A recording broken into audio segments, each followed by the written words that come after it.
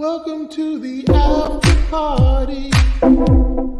Welcome to the after party. Did you bring some snacks and treats? I hope you got me something to eat. Welcome to the after party. Coming to the after party. I've been waiting here all day to act like a fool this way. Welcome to the after party. Join us in the after party. Oh, shocking and gabbing, maybe some microphone grabbing at the after party.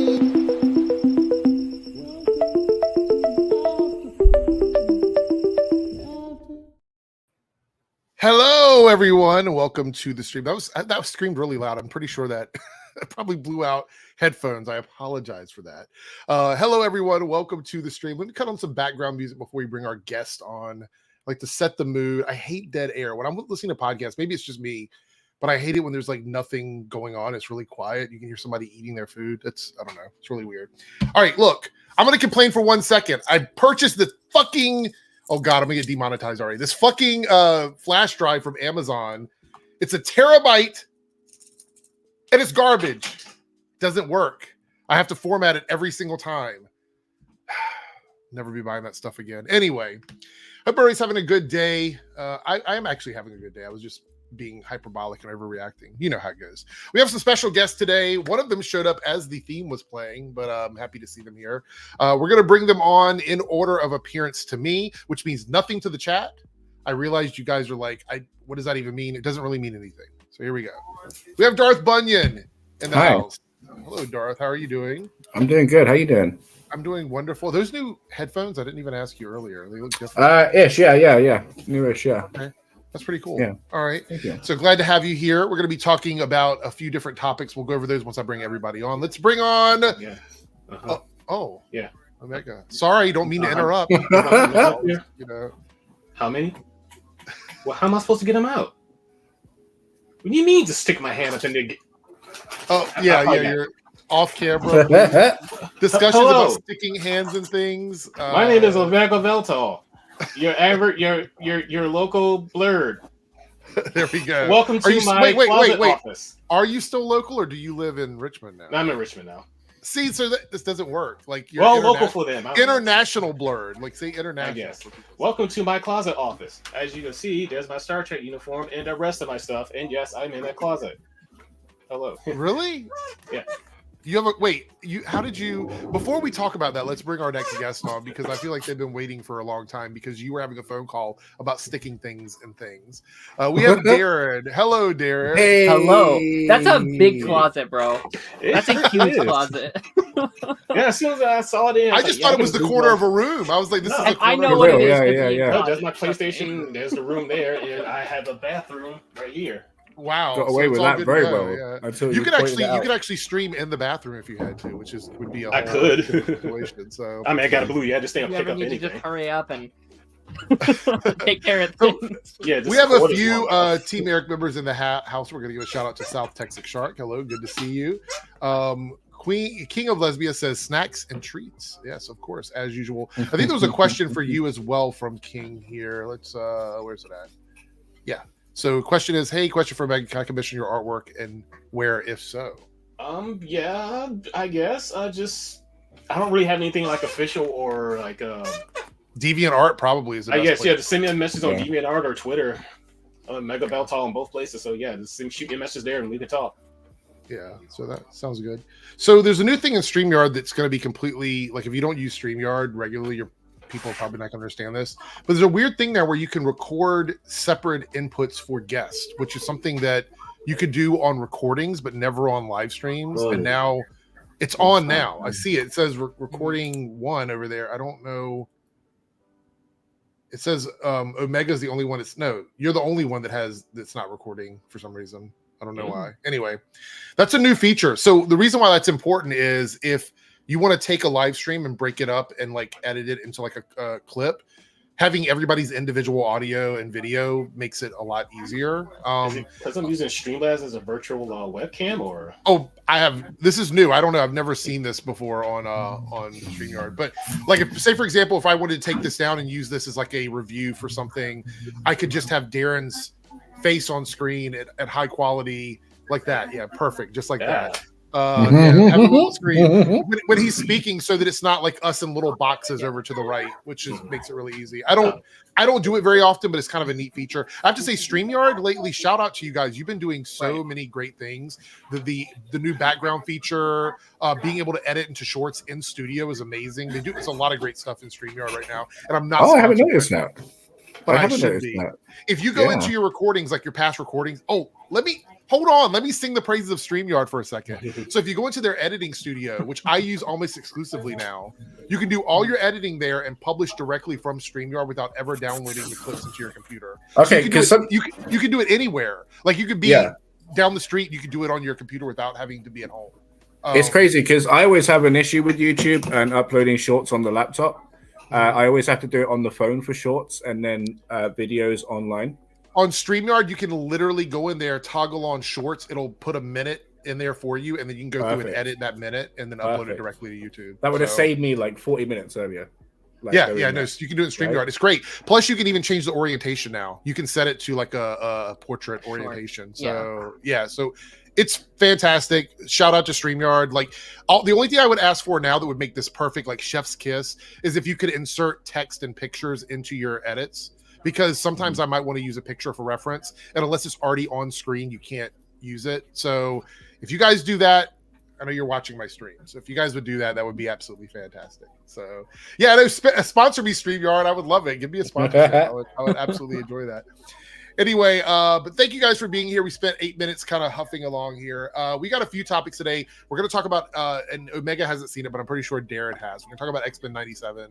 You tell me everything. I don't care about spoilers. Well, it's not really. I mean, it would spoil the episode, but all these are stories that existed in the comic book, so there's not much really. Like I said, I pretty much know the whole thing. Well, most of it. So go ahead. We'll talk about Invincible this week, which was a great episode of Invincible. So good. Then we're going to talk about the Silver Surfer stuff.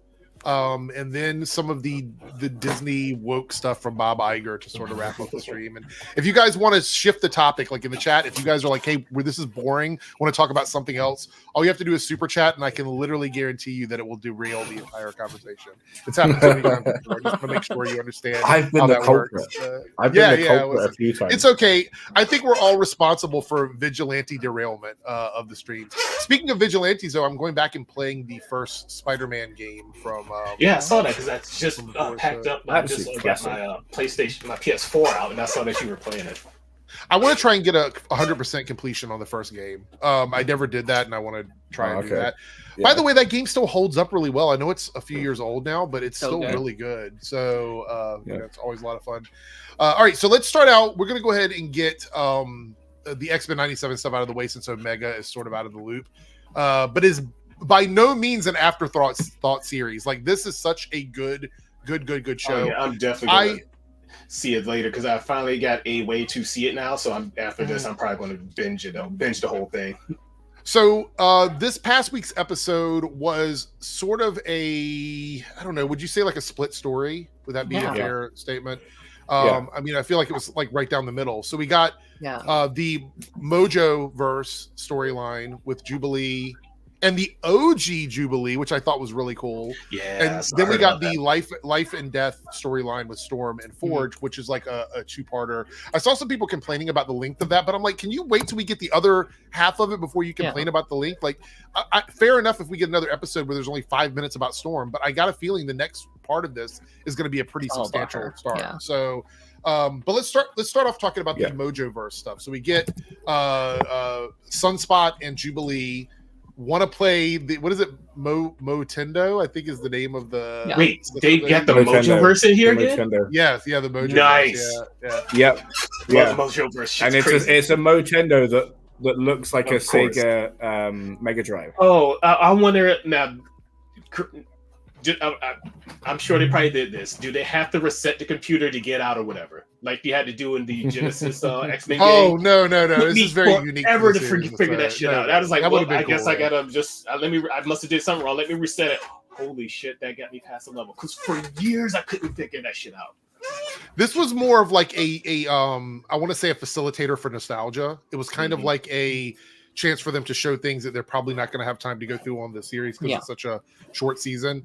But there were so many great things in there. I also know, and I don't have it yet, this is completely, maybe this is off topic, but apparently there is a prequel comic done in the style of the actual series. Has anybody read that yet? No. I have No. I'm gonna try and find it to read it. I might be able to read it on my Marvel Unlimited. I'll have to look and see, but I want to read that and talk about that. So maybe next week I'll put that into the slot for like a topic. Oh wow, Cody says the next half of Life Death isn't for a few weeks, it's 6. Yeah. This is what I was talking to you about before. Like when it's like done in 3 parts, right? Because I was trying to explain this like on my stream yesterday, therefore, right? Because you got Motendo, which is a half of this episode, right? And then Life Death, and then the next episode, which was set up with with Jubilee talking about Cyclops and Jean, like dealing with Genosha, going to the UN in the first half of that, and then the third episode, which deals with the whole bubble, is the second half of the first half. Do you know what I mean? Like it's just all crazy how that works.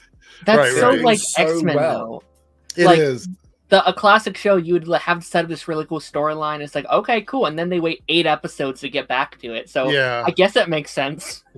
That's great. So Anthony here says every universe from 1990 animated series is connected. Speaking of that, there was some talk about reinvigorating some of the other older Marvel animated shows. And I know we talked about that at the very beginning. I was like, what shows would everybody like to see come back? And I think everybody sort of agrees that Spider-Man would be a good choice to bring back the animated Spider-Man series. I still remember that crossover they had. Which one are you talking about? The Spider-Man crossover with the X-Men. Oh, okay. So you mean with the X-Men in general? Yeah, no, that would be great. But yeah, so this week's episode, we got the Mojo verse. I thought it was cool that he started out very emaciated, like he was super thin. And I'm like, why is Mojo, what happened to this character? And it feeds into the idea that he gets bigger when the ratings go up. So he becomes like the big fat Mojo that we know from the comic books or whatever. Anyway, it was kind of funny, but we actually had, I believe it was Allison Court. Is that her name? The original voice actress for Jubilee, who passed on the revival because she didn't want to take the role away from somebody who was Asian that would have been playing the role of Jubilee. But that was her choice. They didn't tell her. Yeah, it was like blah blah blah. You know, those people start growling things up. Oh, sorry about that. Speaking about diversity hires, here's Lance. Wow. Damn. No, just kidding. What's up? How are you? What's going on in the Geek Drums? What's up? So how's your day going? Good. I've been doing literally nothing all day. Oh, well, that is a good day then. Like, just doing nothing. I actually got a full night's sleep. I didn't say that earlier, but typically I've been working so much between making like 20 videos a day. By the way, I'm making so many videos that it's ridiculous. But like making all my videos, trying to show up on live streams, not being able to make it to all the live streams. By the way, I'm spreading myself thin there, and working like 6 nights a week DJing. My schedule is so busy right now. But I got a full night's sleep. So yeah, but you're playing music all over the place. Like you're always doing something, and you got your family. You got like 1,000 kids. Like you're like starting a football I don't know how team. you balance it. So I imagine how you celebrate birthdays every year. Every 2 months. I have a birthday tomorrow, literally. Do you? Wow. Of course you do. Like, of course. Yeah. Good luck. Oh, we have a super chat from Crazy Cat Lady. Good to see you. Thanks for the $5 super chat here. I'm happy to see they reference arcade game I played, the X-Men at the Pizza Place. I just love the whole vibe of the Mojo stuff with Jubilee and I love the Sunspot. music. Oh, the music was so great. They played was so good. I love when they went into like the 16-bit, 24-bit, whatever, like world. I thought that was great. Is it bad that I thought Sunspot was gay In this episode? I thought the character was like in the show. Like I thought he was in general. He was in the comics, unless I'm getting confused with someone else. Are you thinking about Richter?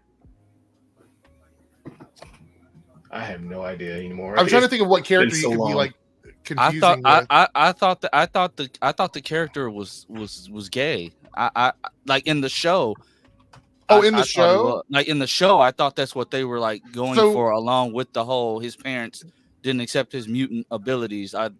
That's what I definitely feel like. I'm thinking of someone else. Never mind. Was it like an allegory? Was it a vibe? Is that what you're saying? That's kind of what I got as well. Like I didn't think that he was gay, but it did feel like the feeling that a lot of gay people go through, where like I can't open up to my parents. I can't trust them because they might kick me out of the house. Because this is why that whole argument about the X-Men always being a reflection of like queer people, where that started, because it was sort of written in, like, to be honest, if you think about it, that's probably the closest thing to coming out as a mutant during puberty would be something like a queer kid, like either gay, bisexual, pansexual, trans, whatever it is. Right. Like that would be the closest thing to it, because otherwise, if we're talking, where are you going, Lance? What? Somebody unplug my light. So I can totally see why you would probably get that vibe from it, but I don't know if that was. But no, he's with Jubilee, isn't he? That's the whole. Yeah, I was gonna say. I think that's what shocked me when I seen them kids. I said, "Whoa!" But I mean, they've been flirting for a while.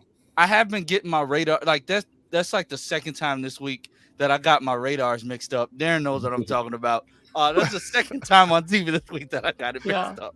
So maybe it's just me. Back in X2, but that's the way society's going to head, though, isn't it? Like where the whole everybody's going to be some way about something. What's that song? Everybody's a little bit gay or something. I think there's a song or something where everybody's radars are just going to be pinging off anyway, because that's just going to be the normal situation. It's just what kind of. It's like, okay, so I want to point out, I think it's kind of. I'm of two minds when it comes to this.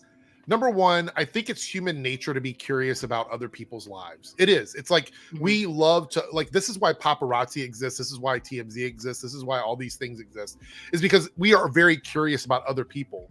But at the same time, it's really not anybody else's business. So you're like, I'm curious about it, but it's also not my business. Am I a nosy? Am I a nosy person because I want to know everything about everybody? And you sort of feel like this guilt, like, why do I want to know this? Is it really like, should I know what's going on in my neighbor's house? Is it that important that I should know it? So I totally get it. I mean, I totally understand, because I think we all struggle with it a little bit.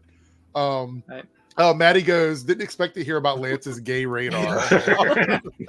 Back in like the X2, like one of my favorite moments from that movie, one of the funniest moments from that movie is like when the parents are just like, can't you just like not be a mutant? And like that's the gayest thing I've ever heard. No, it absolutely is. Not be gay. Turn that off. Can you just not, please? Can you grow out of it? It's just a phase. Your powers are just a phase. One day you'll stop creating fire with your hands.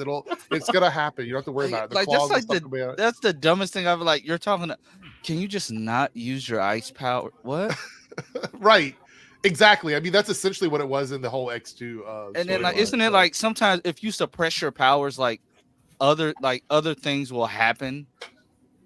Because like Sunspot is very much a ladies' man, according to Serenity here. So I mean, but in the show, like the first episode was that when they went looking for him, was he not dancing with like a lot of dudes in that club? He's just dancing alone. Yeah, I think it's just. I thought I was under the impression. You thought it was like a gay bar? I thought it was a gay bar. Like he was dancing on his own like Robin. So just don't let him be. He's in the corner. Watching the Shadow Star or what's the other guy's name? I didn't expect the whole Jubilee romance. I didn't expect that. Like I thought they were just gonna be like really close friends because they're like they're the ones that are like close in age. Yeah. Oh, so you think that he was getting friend zoned, basically? Is that what you're saying? I thought that's what that was. I thought like she was gonna be like his liaison guide, whatever, however I want to put it. Like how Kitty Pryde did Bobby in those Serenity in those early X-Men films. Oh, got him. Hey, look. Got him. She's joking. Oh, wow. Hey, look, I'm an ally. I'm all right. Hey, it's cool. Hey, I'm an ally too. I'm just saying. Lance is secure in his masculinity. Lance is secure in his masculinity. It caught me off guard because I thought that's what he was. But like this week on 911, that episode caught me off guard because I didn't know what was going on until it happened. So I was like, well, I will say that I like the vibe between no pun intended because I miss vibe, but I like the vibe between Jubilee and Sunspot in the episode and the little journey they went on. Again, Allison Court. Yeah, well, I think that's the thing is he seems to be very ashamed of being a mutant, which again plays. Here we go back to this whole thing. It plays into the idea of like internalized homophobia. So I mean, it's like it is like the thing. He hasn't come out as a mutant yet. Yeah, because like you see the montage of him just fighting, and I'm like, bro, you're swinging stuff. Shoot fire from your hands, bro. Like it's a video game. Nobody's gonna see. Well, like how famous are his parents? Like, is it a case of if Kendall Jenner got spotted using powers, and then everybody would like, oh my god, you know? Right. Yeah, we'll see. I think that they're going to push that storyline pretty hard because we're getting the midway point. I feel like it's going to get pushed a lot harder. But what do we think about the original voice actress returning for Abisika? However you Abcissa? I think is how I don't remember how they pronounce that. Or something like that. Yeah, it's hard. Yeah. Anyway. Yeah, we'll go with Biscuit. So, like, she was a comic book character as well. So it's awesome. Yeah, they actually fully went there. And also, it was fun because, God, they're so meta with this fucking cartoon. So she was sort of passing the torch onto the new Jubilee by telling her it's amazing. You're going to have so much fun when you learn how to do all this stuff and everything. And to me, that was sort of like saying, hey, I hope you enjoy this character. I had a good time with her back in the 90s. Right. You're going to have a good time with her now. And I think that was a very like good way of sort of passing the torch, not only in the real world, but in the show as well, which I thought was really good. Was anybody huge? Like, did this bother anybody about the whole voice actor thing? Because it didn't bother me, but I'm curious if anybody else. I'm gonna be honest with you. Until you've just said it, and like I fully didn't know that she was one of the new ones. Right. Yeah. She's just slid in and fit in so well that honestly, I genuinely didn't notice. It sounds different because like I had just like binged through the show, so like going from like the end of last season to this one, I did hear a difference. But why I liked it is because there's clearly a jump in between the last show and this show. There's a whole year gap, so she is 18 now. Clearly, her voice is going to sound different. She's growing up, she's changing, and that's kind of why I've liked her so much in this show, like versus the other show, because like the other show has this thing where each episode you kind of had to start back at where you started from. Like you couldn't really evolve the characters, and with her, they can finally let her grow outside of just I want to be a member of the team. Let me do it. You know, like she was always sort of the kiddie pride of X-Men in the 80s or the 90s. She was a kid point of view. Her storyline was almost literally Kitty's storyline from the comics. So they basically just injected Jubilee, which made sense. She was a newer character, and you know she was more of a modern version of a newer mutant type storyline. So it made sense. So let's talk about the stuff with Forge and Storm and that storyline. So Storm, Storm lost her powers. Forge shows up and literally is like Rico Suaving Storm. I mean, I felt that energy from the minute they started talking at the bar. Yeah. It's like, I mean, it felt like he was just moving in. And a lot of people complain at how quickly it happened, but you have to understand that animation, you can't waste time with animation. Like you could create a scene of two actors having a long ass monologue in live action that costs nothing. But in animation, you'd be spending a lot of money to just have these how they cut them talking. Yeah, especially how they cut corners by either not having the character's mouth being shown, or if they're just turning backwards, or they have or they just have like a that's what dirty I don't need to see that shit. But yeah, so they do the storyline, and we're gonna see the adversary, who obviously is from the comics as well. By the way, creepy fucking scene. The scene where the hand just kind of like the fingers just come around the edge of the door. I was like, okay, this is really fucking creepy. Forge's lines in that scene was hilarious. How did you get in my house? Yeah, really? That's what you want to ask right now, bro? Run. That's what you want. What are our general thoughts? Is anybody? So I remember reading the storyline between Forge and Storm when it was actually out because I went and purchased it. I was an old person by then, so I remember reading it back then. Is anybody like emotionally connected to the story from the comics, or is this like everybody's first time sort of? This is new. Hearing the story. Okay, so what are your thoughts on it so far? Then, since it's like your first thing, how do you feel it's going for you, not knowing the backstory with the comics?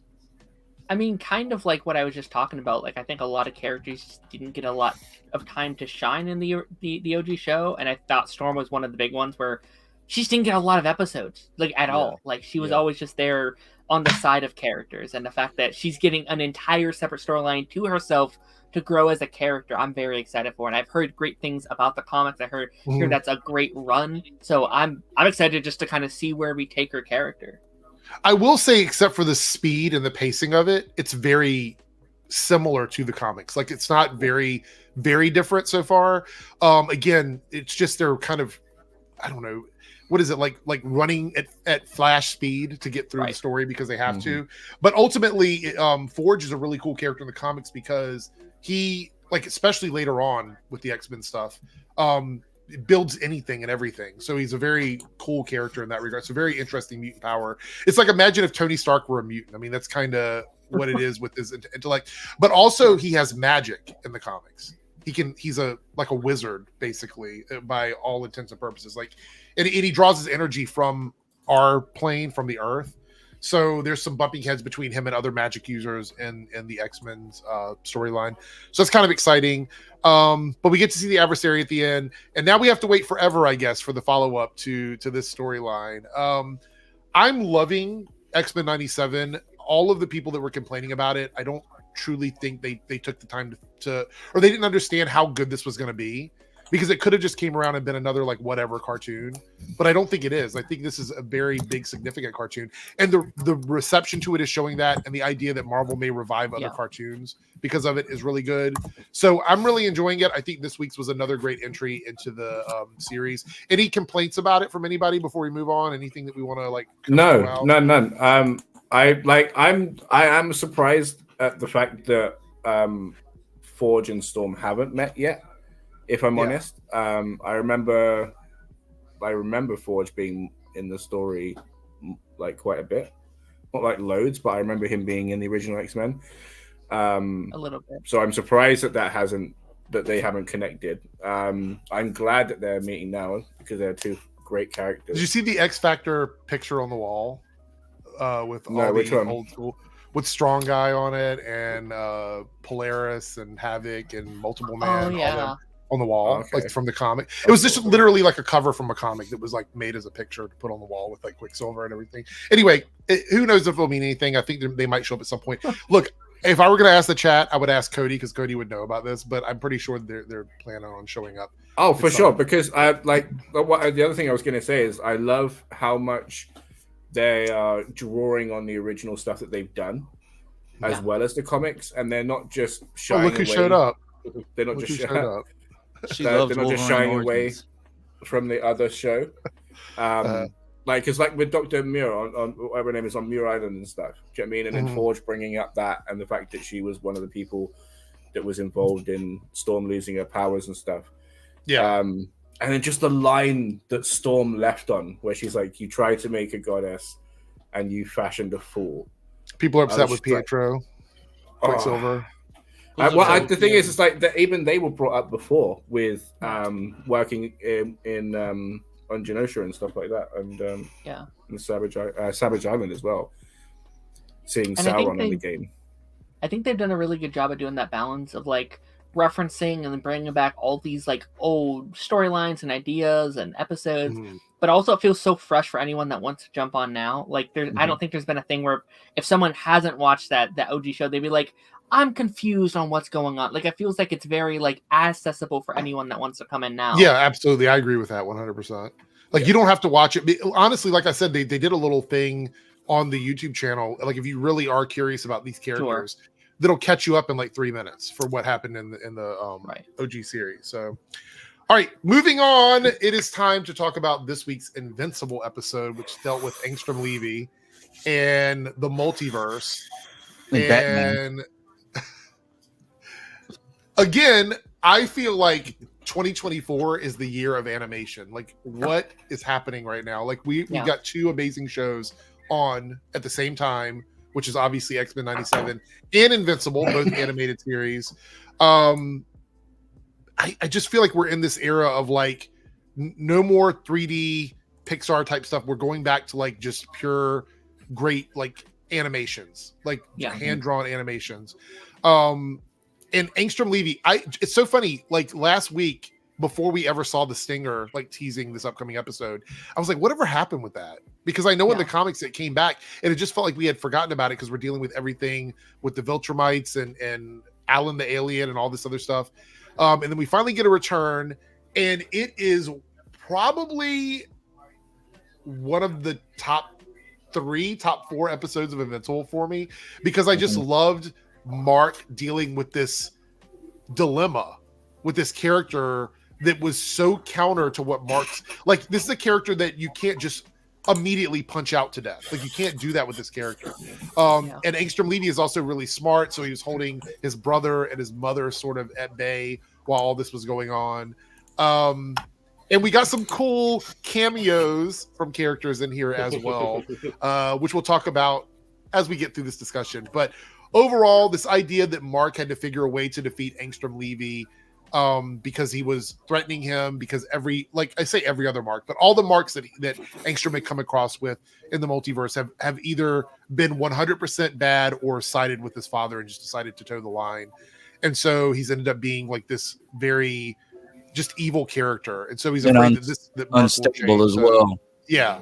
Because he got all them other Angstroms in his head. That's like he doesn't find himself to be the villain in this scenario. Like, you got all these other Angstroms who are like upset and butthurt in your head. I would be mad if I looked like that too, by the way. I mean, but like, how are you attacking the one good Mark that you're finding? Like, there are other good Marks. You're going for the one good guy. Like, you're moaning about these villains and you're going after the good guy. You've got a real problem. Team up with him and then go get the other ones. How does I'm trying to see like how powerful was Angstrom in the comics? Because I'm not sure. for his body to be able to contain all those different consciousnesses, especially since we've seen some where I'm assuming the other Angstroms were already dead in their specific universes. Right. So like how powerful I see it like deformed his body or whatever. Like, he looks like a walking tumor basically. How was he able to contain all of that and still use the different multiversal portal powers that he has, like, and try to keep some level of sanity? So I was confused a little bit. In the comics, it's a little bit different because the story goes on for a longer period of time in the comics. Right. But so you kind of get to understand sort of how he sees the world. But my question is, and this isn't really defined, I don't think, in the comics. It's been a minute since I read the story, but I believe he just has the memories. They're not like fighting consciousnesses in his head. It's just he has the memories of those people. I don't think it's like Lance 1 and Lance 2 are fighting with each other. I think it's Lance knows everything that Lance 2 knew, but it is still Lance 1. Basically. That still would drive. Well, I understand why he was driven nuts. No, absolutely. That's 100%. There's still a lot. Like, there's still a lot. It's like seeing all of that like all the time. I'm like, bro, just shut it off. You didn't have to do none of this. This Mark is good. Just let that be. Let that be that. Like, he wants to be a good. Well, not wants to. He is a good guy. He's trying his hardest. He's trying to tell you that. His mom's trying to tell you that. You're the bad guy in the situation. But that's the definition of a true nutcase. You don't see yourself like that. Like, didn't we just go through? We just went through this same type of storyline on. I think it was it Superman and Lois with like General Zod? No, Sarah? Lane? No, not Lane. The one at the spot. I can't think of his name. Oh, the season where they introduced Bizarro. Right. Yeah, I forget the guy's name. Anderson. You're talking about Anderson. We just went through the same thing with him. He thought he was being the good guy, so he went after the good guy, was doing like all this other stuff. But then that's a real good point, dude. Yeah, like that. It's crazy how that works. Who else like, flinched when the arm snap happened? I was like, oh my god, I had to breathe off. I thought her arm came off. I thought it came off. There was a second where I was like, do we kill Debbie here? Like, do we do it? I didn't think so, but like I was like, I don't know, maybe. My wife was yelling at Oliver through the screen like, this will be a perfect time for you to have one of those random growth spurts and help. I actually thought that was going to happen. For a second, I'm like, he's going to sort of become aware of what's happening, and then this guy's going to get beat the fuck up by a baby. Like, it's going to happen. His baby is going to. He was holding Oliver by the leg. I said, you're just holding him. I'm like, oh god. It just starts talking. I know, and he was like the way he was holding him by the leg and then just like throwing him around. Oh yeah. Oh like, my god, you shaking baby syndrome. They need to get him checked out. Also, it was kind of cool. So let's talk about the cameos, sort of cameos. So we did have a Batman cameo where you saw the end of the cape. So that was definitely supposed to be Batman. But then we had Agent Spider and Professor Octopus, which was basically Spider-Man and Dr. Octopus. Which in the comics, it's an actual thing. Yeah. But I guess they couldn't convince Sony to let them use Spider-Man in this. Apparently, they didn't even ask, which I've seen a lot of people upset about. But like, I think it's still really cool that they were not only able to bring, like they not only were able to bring in Josh Keaton to play the character, but then also reference the like Spider-Verse stuff. Like, that's just Spider-Man. Like, it may not look like him, but that's that Spider-Man. I mean, essentially, it is Spider-Man of that universe. I mean, that's who that is. Yeah, even when he came through the portal, it's like, oh, another person coming through the portal. Okay, yeah, whatever. It's a Tuesday. Yeah, that was funny. He was like, bro, I know you're from another universe. I saw you just. This shit happens all the time. Who cares? The fact that Mark was still stupid and like Mark is so naive. Well, you're the one with glowing red eyes. Yeah. Mark, come on, bro. Is it crazy to me that I'm going to petition Amazon to make a show called Agent Spider? I really want to see that. No, I love that. That'd be great. Instead it picks up where the last show left off. They have the elephant. Yeah. I'm happy it wasn't Spider-Man and it was make like the show again, but just call it a different one. Honestly, Season 3 of this. Could you imagine like a villain with tentacles on his head all the time? That was just so stupid and funny. It was stupid. It was just ridiculous. But the Batman cameo or whatever, I thought it was kind of cool. A lot of people, do you remember? I remember back before the season started, people were like, oh, it's going to be a whole season of multiverse stuff. It's going to be so stupid. I think they did a really good job in this episode of like introducing the concept of multiverse and time travel. And you know, we've had a lot of it recently, but this was kind of a fresh take on it. And it felt more unique to the world of Invincible. And they didn't overuse it. It wasn't just a plot device. It actually made sense within the story. So I enjoyed it. Again, this episode was really strong. But then I wrote this down in my notes over here. And this goes to what Lance was saying. Angstrom basically forced this universe's Mark to become exactly what he was saying that he was going to be. So it's like he put this little seed in Mark's head that was not there before, because Mark did not doubt whether he was a good person prior to Angstrom Levy showing up. And now, because of what happened with Angstrom, Mark is doubting himself. And is this going to send us down the path of dark Invincible? Okay, but the question for me now is like, is it better this happen now as opposed to later, right? Obviously, it'd be better if a hero doesn't die, if a hero doesn't kill, right? But a hero as powerful as Mark is going to eventually take a life, right? So is it better to happen when he's anyway? So. Yeah, he has, but like, and like during a fight is what I'm saying, not like just I'm trying to save you and accidents happen, right? But like, say for example, when he's young enough for it to shatter who he is and for him to question everything, right? And like the fact that he's questioning everything and not just going, oh, you know, like he checked himself every time he was like, I didn't have a choice or whatever. He kept checking himself, which I loved. Yep. But if he was to do it a lot later in life, like when he's a lot surer in his beliefs and to feel more righteous, then it could have just been an easier thing for him. And then the floodgates could have been opened. Yeah. So like maybe this is the stop check that he needed, you know? Yeah, I see what you're saying. But I more or less was more interested in the fact that Angstrom forced him to become what he. Oh yeah, no, for sure. I'm just saying that's where my head's at. But I understand what you're saying too. That's a really good point. The way. Sorry, go ahead, Darren. No, I was just going to say, like, he made the only non-killer Mark a killer, which is exactly what he was trying to stop. So it's perfect, like, full circle moment.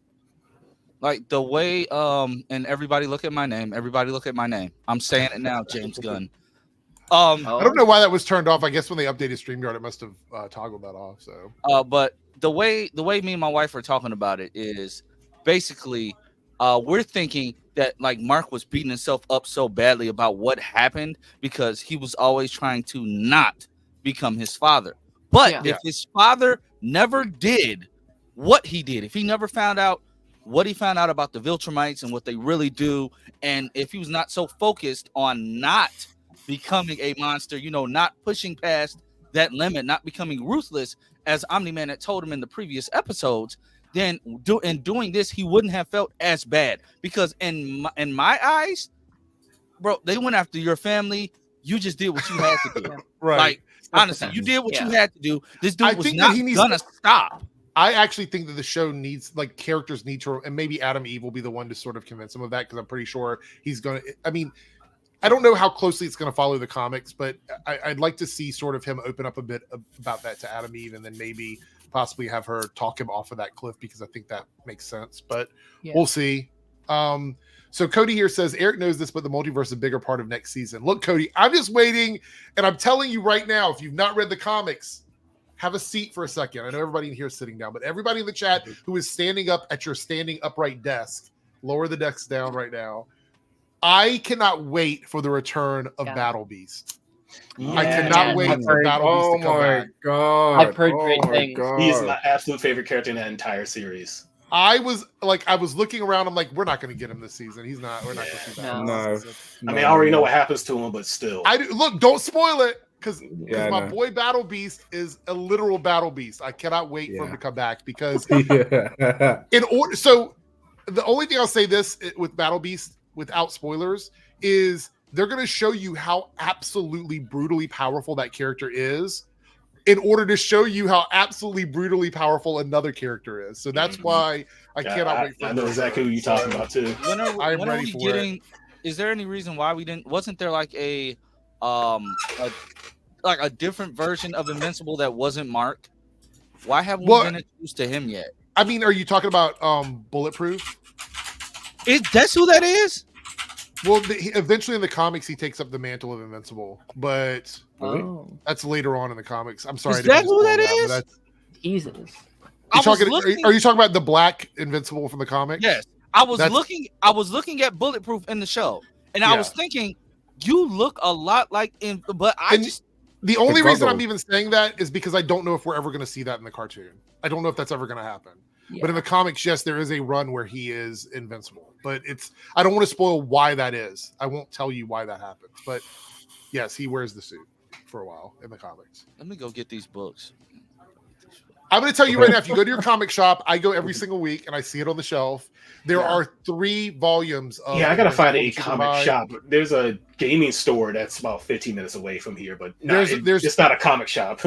At the very least, there's 3 omnibuses that contain the majority of the... And I've been wanting to get them, because I remember seeing them like years ago at the comic store I used to go to when I was still living in Newport. You better get them now. They're going up in price. No, they were gone. Yeah. By the time the first season was out, I don't think he did. And get this, the artwork in the comics is almost identical to the artwork in the show, so it's very pretty close. Similar. So obviously the comic books are going to be much more detailed than the animation, but it's a very similar style. Anyway, I'm excited. We also got a stinger on this episode where the Immortal retires and finds Kate still alive. Wait, it was another stinger? Yeah, you didn't see it? No, my Amazon Prime tweaked. All I saw was the little mid credit with Alan and Omni-Man. Yeah. Well, yeah, that's one of them. But then there's the Kate. Yeah, mine completely just went off. Oh, yeah. And Superman showed up and it was crazy, Lance. Yeah. Peacemaker. Henry Cavill. I wasn't surprised about this. Yeah, okay, I wasn't surprised because I knew about Kate coming. I knew about Kate coming back. I just didn't know it was going to be finding another duplicate of her, but I didn't know it was going to be this early. And I thought we was going to wait till like season 3. No, see, for me, they had to do it at this. Like they had to have it in this season, otherwise, 3 would have been too long. Yeah, I feel like it's like for it to have any ramifications. Like, I might grab that Comic-Con this year. Okay, so help me out, right? So, Immortal's Golden Cup, was that implied to be the Holy Grail, or am I just feeding into that? I'll be honest, I don't really remember if that's explored in the comics or not. He in the comics he wasn't a very important character towards the end of the comics, as far as I can remember. Mm-hmm.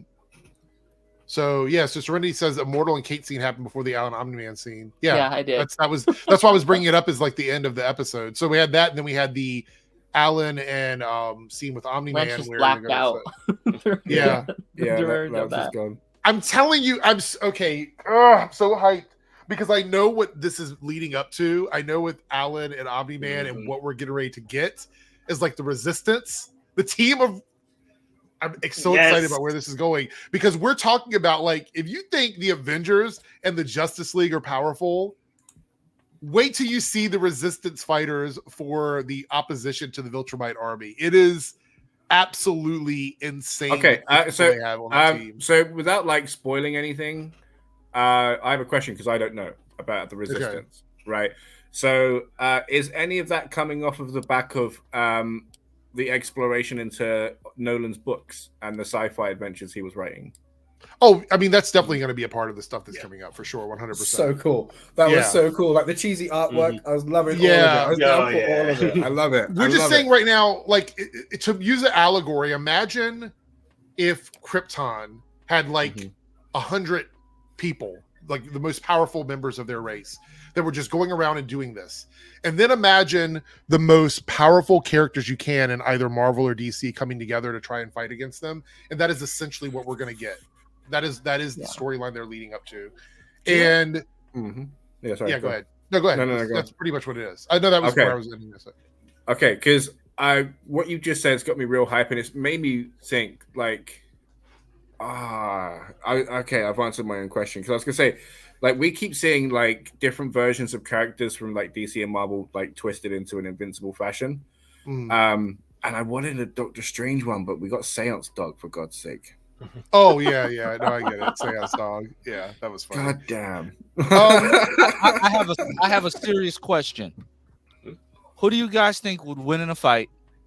Oh no, Invincible or Tommy Oliver with the Master Morpher? Invincible, hands down. Yeah, I think Invincible can't fight, bro. It depends. Are you talking about Invincible at the end of being like at the end of his story arc, or like Invincible right this moment? Invincible right this moment. I still think Invincible would win. I think Tommy Oliver is wiping the floor with Cuz. I think Invincible episode 1 is beating Tommy. I think Tommy Oliver is wiping the floor with him. All right. We got a super chat here from Maddie 499 super chat. Wants to know, how do we make thumbnails and titles appealing? It's tough. It is tough. It's basically a gamble unless you're a large channel where you can sort of overcome the YouTube algorithm, the secret YouTube algorithm.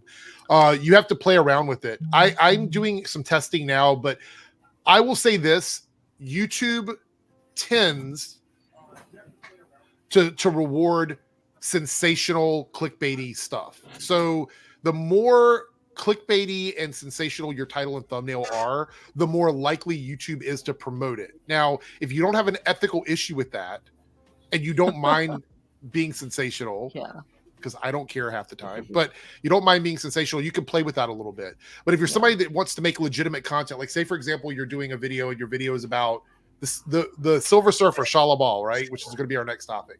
Imagine that is your video, and you just put a picture of Julia Garner, you put a picture of Shala Bal, and you like the title of your video is a female Silver Surfer coming to the MCU, right? That video has to jump through so many hurdles for people to click on it that it's almost pointless unless you don't care about getting a bunch of views to put out a video like that. You literally have to put out a video that's like, OMG, exclamation point. Can't believe they cast a woman as Silver Surfer in a gender swap role. Oh, make sure you make the O face and just point at something like. Yes. Or the thing is that you can still make the video the way you wanted to make it, but the title and the thumbnail has to be sensational enough to get people to click on it. And I know some people hate that. I hate to spoil that for people, but I run multiple channels. I can tell you right now, caring about ethics when it comes to titles and thumbnails is going to be an ongoing struggle if you're a content creator. You're going to have to figure out how clickbaity you want to be when it comes to making titles and thumbnails. Speaking of clickbait, Paigey has arrived. Oh boy. Oh. Uh-oh. Uh-oh. I thought it was going to be Ben. I mean, I think I found my next video title. It's going to have nothing to do with the actual video, though. Oh, my God. James Paigey, is your TV on? Is that Paigey's TV that we're hearing in the background? Yeah, it definitely is. Oh, that's going to be No. It's the TV. Hold on. I'll give you 2 seconds. That's okay. That was your soundtrack. First play. Yeah, either way, though, the fact that you had that ready to go, like that was queued up and ready to go. The fact that you got ABBA ready on the fly is that's his first track. What are we talking about? That's his jam. We know this. The good thing about that is with music is a little bit easier because they'll just let you cut it out. It's more like if you use like a video footage or something like that, and they're like, I mean, if they pinged you for 2 or 3 seconds of instrumentals, I don't know if they would. We've already talked about like Invincible on this podcast. I'm pretty sure it's fine. All right, so let's do. You know what? Let's skip the Silver Surfer stuff first and talk about this debunking here. So we had Daniel RPK. Trash. Who said Ultraman is going to be the main villain in Superman. He's a clone made by Lex Luthor for no multiverse shenanigans. So already astroturfing with this. When I saw this, what was it? Before we get to the James Gunn comment, what did everybody think when they saw it? Was this like happiness or sadness? Like, what were people thinking about this whole thing? Just curious. Well, I rolled my eyes and said, I doubt it. Honestly, this only came because the other scooper that people love, My Time to Shine, got on Twitter talking about some fun. Well, David Cornswood is playing the villain too. So what about we got toast or whatever? We got toast. We got toast. I'm like, all of y'all suck, bro. You get a few things right, and now you're just scooper royalty making stuff up. For those that don't know, Ultraman is not a clone in the comic books, just for the record. So why was I thinking of the Japanese Ultraman? I think that's the only way it would have worked. Like, I think like the alternate like reality Superman wouldn't have worked for the first movie. Like, I don't know how that would have even fit into the plot. I'll be honest with y'all. This first movie, I'm so confused on what it's going to be. I have no idea, and I'm excited because I have no idea. To be honest, in my head, why do you want to know everything? In my head, he's going for like a whole classic Superman kind of vibe and a nice, wholesome, interesting universe. Right. The first thing he's not going to do is give you like this evil Superman to contrast the good guy he's trying to like get everyone to idolize and stuff. I mean, it's just not. That sounds like some some Snyder stuff. Honestly, that sounds like some Snyder stuff to me to do that. So James Gunn jumps in and goes, the primary protagonist of Superman is shockingly Superman. The main villain of Superman is shockingly Lex Luthor. I don't know where all this stuff is coming from, that it's something other than this. There are so many stories coming out every day. It's difficult to deal with. And every time I strike something down, it's giving it attention. So I'll say again, don't believe anything unless you see it here. And why would you want to know everything before the movie comes out anyway? This is what I've been saying for so fucking long. There are so many things over the years that I've talked about. Paigey and I talked about back in the day, especially the stuff with like Spider-Man No Way Home and everything, like these major spoilers, and we're seeing it with Deadpool 3 as well, with Deadpool and Wolverine, where there's stuff that I just don't want to fucking know before I go see the movie. And it's so frustrating because the internet promotes that. It becomes trending and then you can't avoid it. Yeah. Like Deadpool 3, I want to know nothing going in. Like, I want to know nothing. I want to go in completely blind and just enjoy the whole movie for what it is. And then another time, and then a few times after that. I want to see it so many times. I'm so excited. I don't know. I feel like scoopers, man, they're supposed to be like hype people, but actually they ruin the hype, especially when they're putting out fake scoops. When you're putting out fake ones or ones that are not confirmed. Because, okay, so let's be fair here. How many people pay attention to Daniel RPK in general? Like, how many people? So, I see it, but I don't want to see it. Like, it's just like such the culture around it is.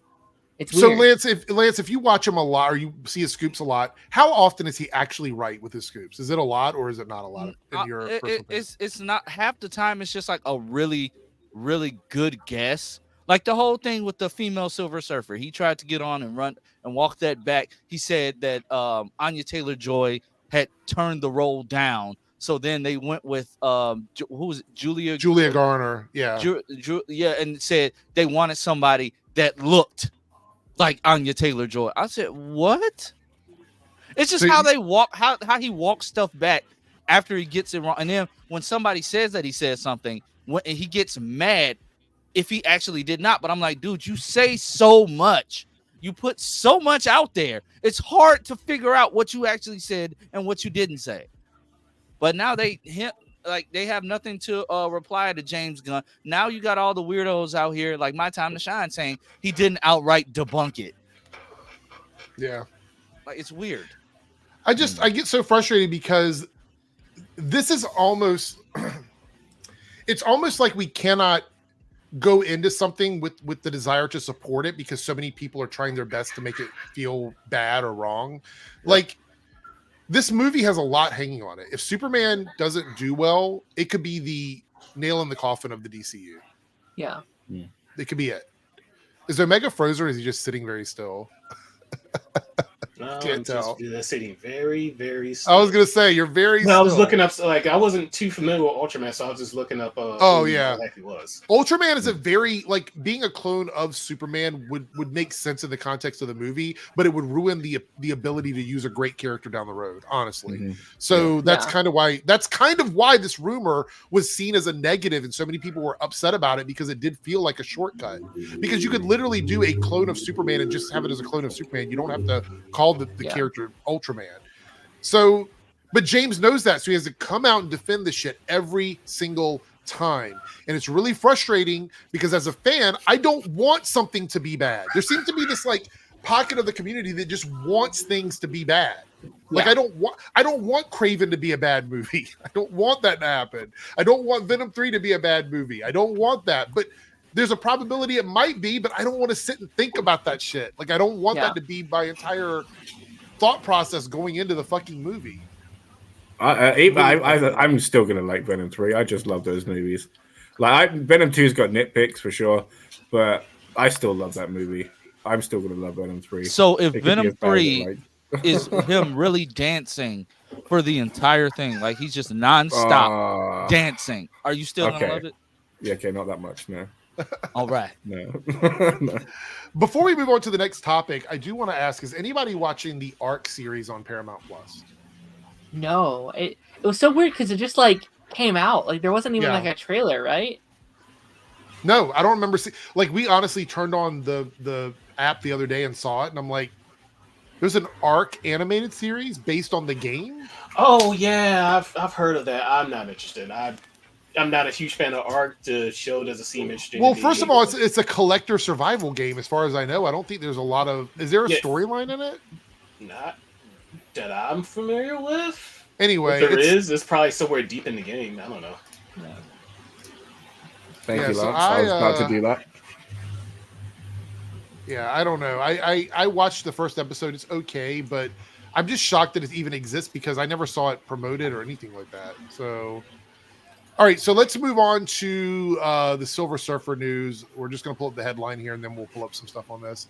So the Fantastic Four, Julia Garner joins Marvel Studios as the Shala Bal version. I've never heard it said, like, I don't know if it's Bal or Bal or how it's pronounced.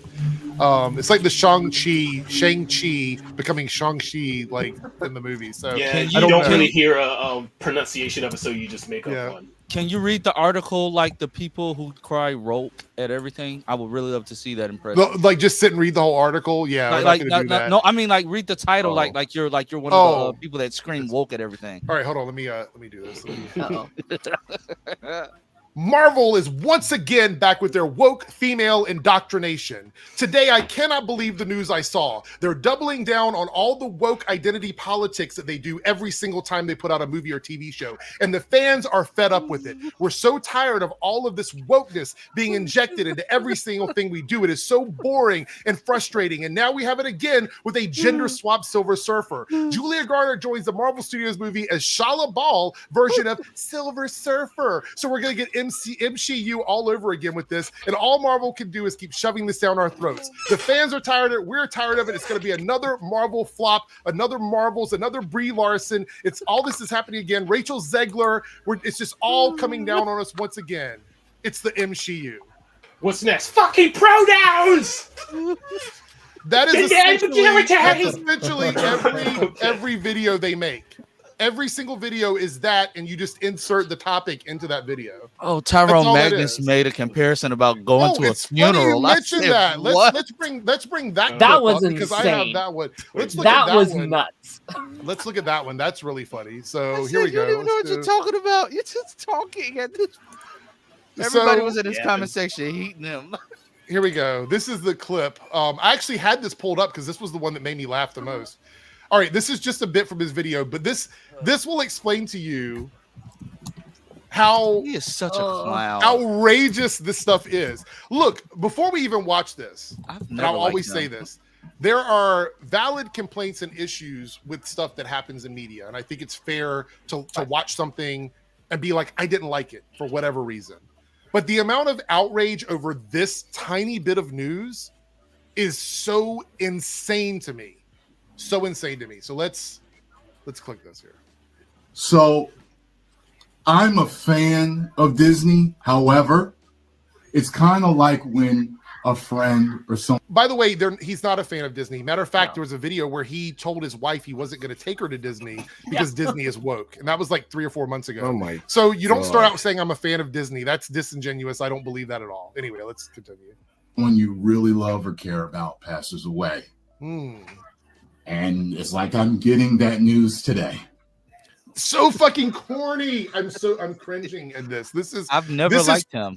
This is Cornsville Street. This is Cornsville, USA. This is IamCorny.com. It is so bad. All right, let's continue. No one's going to survive news like this. You know? It's such a sliver of hope at this point.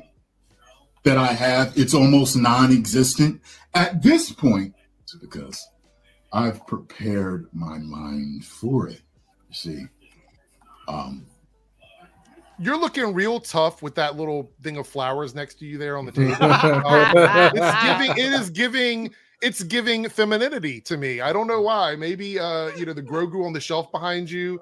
All of it is just really giving that. Okay, let's continue. If you have, they'll tell you that if you have, you might hear a friend got some bad news that they may be terminally ill, something like that. Oh my God. They tell your family to prepare yourself, this and that. I've already prepared my mind for the death of Disney just in case it does happen. It's just the casting. That's it. This is what this whole video is about, is the casting of Julia Garner as Silver Surfer. Literally has a picture of the actual character right there, but you're still mad. Like, that's so dumb.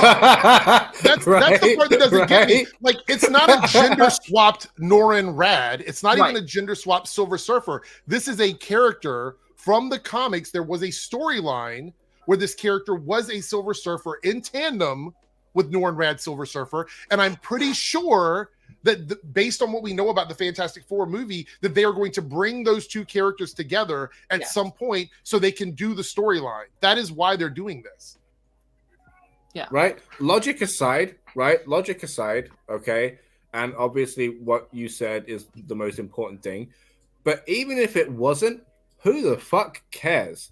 If that is what they're doing, who the fuck gives a shit? Here's what a is short. wrong with you? Genuinely, here's what is wrong short with that all I found of that explains Shala Bal's storyline, and you will see how absolutely important this character will be to Norrin Radd's storyline. Here we go. It's very short. It's 48 seconds. The MCU's Silver Surfer is a woman. But just who is Shala Bal, and how is she tied to the original Silver Surfer, Mephisto? Shala Bal is the Empress of Zenla, the home planet of Norrin Radd, the original Silver Surfer, and has a long-running, on-again, off-again romance with Norrin. At one point, both Shala Bal and Norrin were the Heralds of Galactus, acting as twin Silver Surfers for the Planet Eater. But Galactus isn't the only villain with an interest in Shala. She's had her mind wiped by Mephisto, which Dr. Doom took advantage of and arranged a fake marriage to Shala Bal to trigger a massive fight between the Silver Surfer and the Fantastic Four. So, will Norrin Radd, Dr. Doom, or Mephisto be... Anyway, so the point of that short is this character can be a very cool addition to the storyline and set up the fighting between these characters that may not have happened before. Yeah. Also, let's not forget they introduced a character not too long ago that she is related to. Yes. Hercules. So it's always Marvel always has a plan for everything. People just freaking out because they don't know who she is. Yeah. They don't care to know who she is. And these weird dudes just see she's female. I mean, call me crazy, but what? You're crazy. Okay, I did. What straight guy would not want to see a woman just on a surfboard, just basically naked? I've been questioning that myself. Look, Omega down there makes digital art with the sexiest women you could possibly imagine. And most of them are like, to be fair here, the Silver Surfer is basically a body painted person. Yeah, it's literally just silver body paint. And like also when I think of like a Silver Surfer, I don't think of like gender. Like they always give off like a like non-binary vibe to me of like this like entity that just is out there and doing stuff. Yeah, I don't think it matters what's in their pants. On well, they don't really have pants anyway. They're basically right. It doesn't matter. It's a Ken doll, basically, essentially. So anyway, Paige has been very quiet. Paigey, are you a big, huge Silver Surfer fan? I mean, it's pretty obvious that this is just because it's an alternate Earth. Like if they were doing, it was obviously on the main Earth, it would be the male Silver Surfer. Like they wouldn't go the female route. Like, but they're doing this because it's alternate. Right. It's like how the city is going to be like different than what it's going to be like. Some like hyper, like retro future sort of thing. Yeah, because they showed a background of it, and it looks like the Jetsons or something. It's really it's going to be like I don't know, like steampunky, like Bioshocky maybe, but look a bit cleaner, like something like that. But that's what it's going to be. Like, like if it was the main universe and they did the female one, and they were trying to change up who most people know as a Silver Surfer, fair enough, blowing up. You'd be like, what the fuck? That's not who we know. But it's an alternate thing where eventually, when they want to do something bigger with the characters of Fantastic Four, you probably get the Silver Surfer and they tie him into a larger storyline, whenever that might be. I mean, that's probably what it's. I would not be shocked if we see both in this movie. Like, I would not be shocked if we end the movie with like their Earth being eaten, and then they go over to our Earth and they see this version. And that's how they're like, "Oh, things are different here. This isn't where we were previously." Well, the thing is, did you watch my TikTok, Darren? That's my whole idea. I think they're setting up.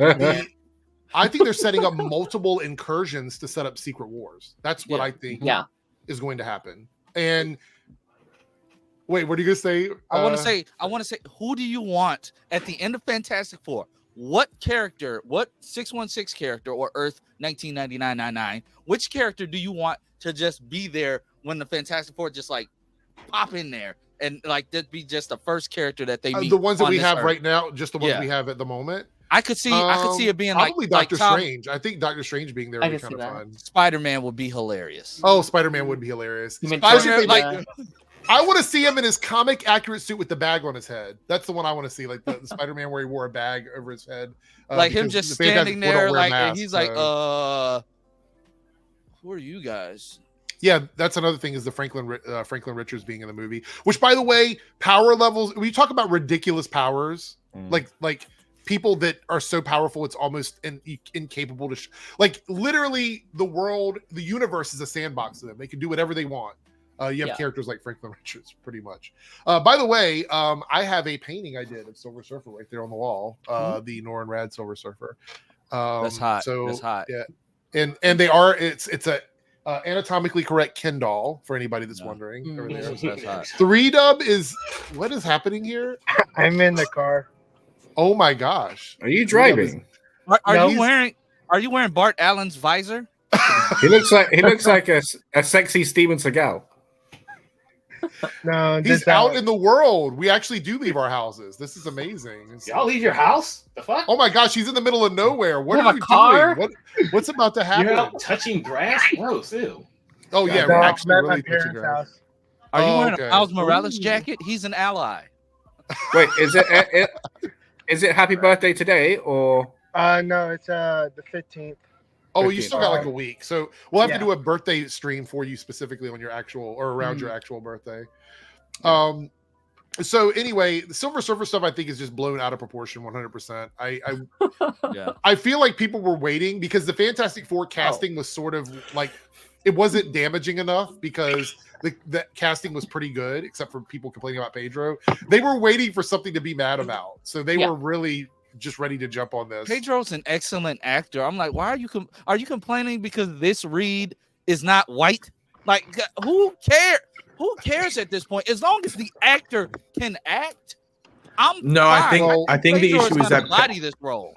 I think the issue is that Pedro Pascal usually plays a very similar type of character in a lot of his movies, and none of them seem like Reed Richards. I think that's a great dude. I think he plays a very he's gonna body similar this role. mold. Like you gotta stop. I wish everybody would just stop jumping to conclusions and just wait Well, to see what they do. Like I was talking to My Time to Shine, and they said I wish Lance would stop eating ass. Like that's what they. Paige, I've tried, but so delicious. Self-report. It's a self-report. First his gaydar was off in the beginning. All right, I'm out of here. Now he's talking about like eating at like it's a self-report every time with Lance. By the way, he's also super woke. He wants to cast a black man as Barry Allen. So I mean, I think Paige would like that though. What's Jonathan the black version? I'm down. Barry, I'd be okay with it. Yeah, because like Bronny Allen. I don't know. Like what's the like? Oh, he's looking like for how many, like what name? What would the name be, Lance? Like how many black guys are called Bart? Bart. Like because it's a Jewish name, isn't it? I have like Jewish... I have a friend named his name is Barton. So like. Oh well, then that could be it. Well, I think I saw a guy called Batten. But it was like not like BATTEN or something like that. But I thought that was like some random ass made up name. I've never met anybody named Batten. But I don't know if that go down that route. Well, speaking of woke, let's talk about this Disney news, and then we'll do like random topics. Who's currently like who's playing Formula One at the moment? Like, yeah, I know. I'm hearing like a lot of cars. Enough is on a dirt bike. Just I'm driving now. Oh no! Oh, that's so dangerous. Oh my god. Okay. Come back to us once you're done driving, buddy. We don't want you to get hurt. Yeah, we don't want you to get hurt. At least they're gonna see this video and come find you. So Bob Iger. Okay, so let's go through the series of events here. So we had Nelson Peltz who wanted to come in and remove black people and women from Marvel movies.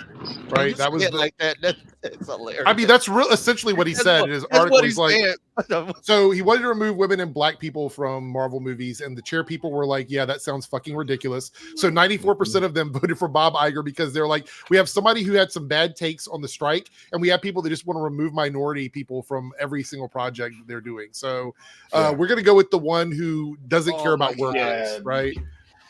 I'm so glad it was such a high majority. Do you know what I mean? That it wasn't like a 50-50 thing, or it wasn't like a question. It was just no.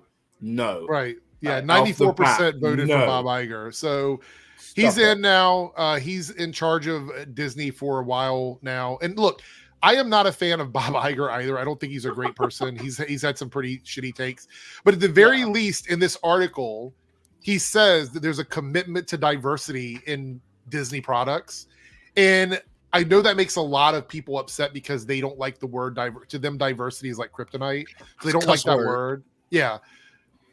Essentially what Bob Iger says is people don't know what woke means. And I do agree and disagree with that statement. I think that woke as a term is malleable for people. Like they can decide what they want it to mean depending on what they're talking about. Ultimately for me though, woke is just a blanket term for diversity. That's really all it is at this point. Yeah. Does anybody any disagreements on that in the chat? I disagree. I think it depends in what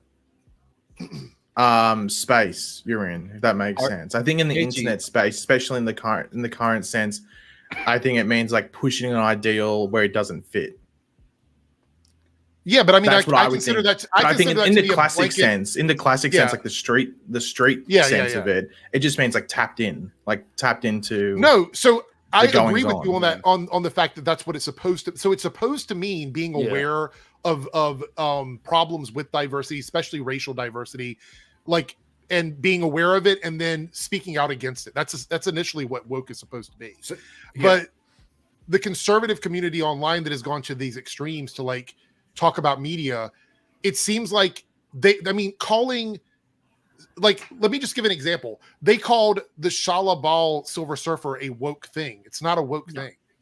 Yeah. No, it'd be woke if she never existed in the comics and they changed it. That would be woke. Even like more to Eric's point is when it's not online and it's just day to day, it's even more simplified. Like it's even boiled down to the joke of South Park's the Pandaverse, right? With the joke they make about Kathleen Kennedy. And most of the time when I'm talking to people and just generally, and woke comes up, that joke comes up. And it's always a time when diversity is talked about. And it's literally, oh, that's all woke now. They're just making it woke. It's all woke. Yeah. You know? And that is literally it. That is. Well, I mean, I think the South Park is in a unique situation because I think that episode is totally misunderstood by both facets of communities. It's the classic. It's the classic thing we talked about with what was the other one from South Park? Oh, was it the trans athlete one? Oh, maybe it might be the one you're talking about. Yeah. And they make fun of both sides, like the people that overly defend it, also it's people a that satire. overly care. When South Park does satire of the situation around it, not the. Yeah, well, they make fun of the people that change their lives to be a part of the argument, when really it doesn't either A, affect them at all, or B, they wouldn't care unless it was the top. Like they don't understand that Cartman being the character they used to pretend to be like Kathleen Kennedy in that situation. That was done to show how ridiculous the entire argument is, not picking on one person or another. It's the fact that it's just a ridiculous argument in general, and it's easy to make satirical content out of that. That's why the culture wars are now a joke. The fact that South Park, it's over. Joke is done. Once South Park has officially put their stamp on it as satire, it has gone too far. At that point, there's nothing more that you can say that doesn't sound ridiculous, because South Park has already decided that it is a joke. Once it is funny enough for them to make a joke about it, I feel like it's just not funny anymore. It's funny because they put the end. They're the end. Like if you got a bookend on something, South Park is the bookend for me, because I feel like they cover things when they become so ridiculous that there's nowhere else to go with it. Yeah. Where do you go if the joke is they're going to keep using that clip of Cartman saying put a chick in it, make it gay? If that's the clip you're going to keep using, then that's it. It's done, bro. Like move on at that point. Yeah, if you've got Randy Marsh as an ally, you've lost. Yeah. Yeah. So Bob Iger says they're gonna continue to put out content that speaks to their audience, and their audience has expressed that they are diverse. Now, the reason why it's so ridiculous to go against this argument, I'm going to explain this, and people can. We'll see if anybody on the panel disagrees with me. Paige probably will, but let me go forward with this. I'm hoping I do. That'd be funny. So, when you have a 94% vote in favor of Bob Iger, that tells me a few things without even having this information available to me. These are the stockholders, the investors, the chair people, the people that funnel money into Disney projects.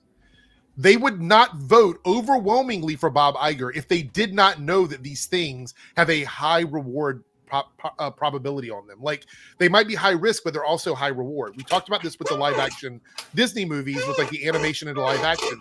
The reason why Disney keeps making them is every 2 or 3 of those films, they will have $1 billion movie. Right. They will have a movie that makes $1 billion. So they'll take a couple of hits on the movies that don't perform well because every once in a while they'll have $1 billion movie. They see that as people that work in finance every single day of their life. That is their career, is to do that. They're saying that they overwhelmingly support this concept that Bob Iger has, because keep in mind, both Nelson and Bob were petitioning here. They overwhelmingly support Bob Iger's stance on this because they believe it is the most financially viable option for them.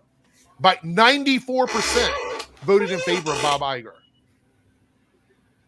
Mm-hmm.